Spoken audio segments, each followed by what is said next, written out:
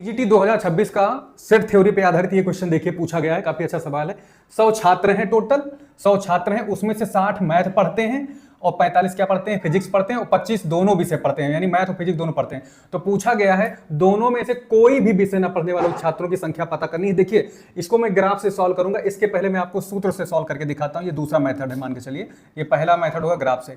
तो कैसे सॉल्व करेंगे, चाहे गणित, तो चाहे भौतिकी, चाहे कोई दोनों विषय पढ़ने वालों की अगर टोटल संख्या निकालनी है तो हम लोग लिखते कैसे हैं इसको, नंबर ऑफ मैथ और यूनियन लगाएंगे फिजिक्स। इसका क्या मतलब होता है, इस सिंबल का क्या मतलब होता है, चाहे वो मैथ पढ़ ले वे बच्चे, चाहे फिजिक्स पढ़ रहे हो वे बच्चे, अथवा दोनों पढ़ रहे हो। तो कैसे निकालते हैं, नंबर ऑफ मैथ पढ़ने वाले बच्चे total plus number of total physics पढ़ने वाले बच्चे माइनस नंबर ऑफ टोटल, क्या हो जाएगा, नंबर ऑफ टोटल फिजिक्स और मैथ, और के लिए इंटरसेक्शन लगेगा मैथ। ठीक है, इन सबको हमको पता है, सारी वैल्यू हमारे पास गिवन है। मैथ पढ़ने वाले 60 हैं, 45 ये हैं, और दोनों विषय पढ़ने वाले कितने हैं, 25 हैं।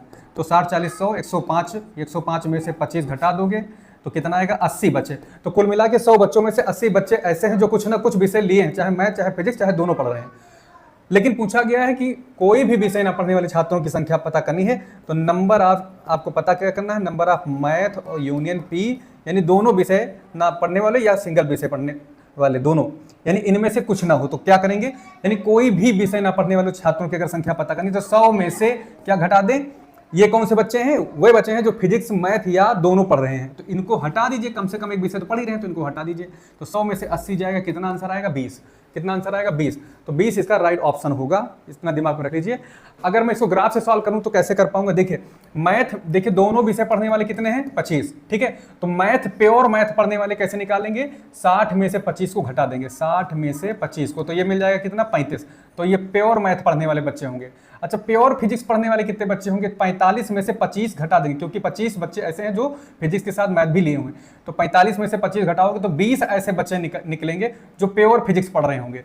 तो कुछ ना कुछ पढ़ने वाले कितने बच्चे होंगे, तो इस तरह से 35 ये बच्चे होंगे मैथ वाले, ठीक है, और फिजिक्स वाले प्योर कितने हो गए, 20, और जो दोनों विषय लिए हैं यानी मैथ और फिजिक्स दोनों लिए हैं वो कितने हो गए, यहाँ से 25 बच्चे कॉमन हो गए दोनों में। तो इसको अगर हम जोड़ेंगे तो 25 और 35, 30, 20, 50, 5, 55, 5, 60, 20, 80 बच्चे ऐसे होंगे जो कोई ना कोई विषय लिए हुए हैं।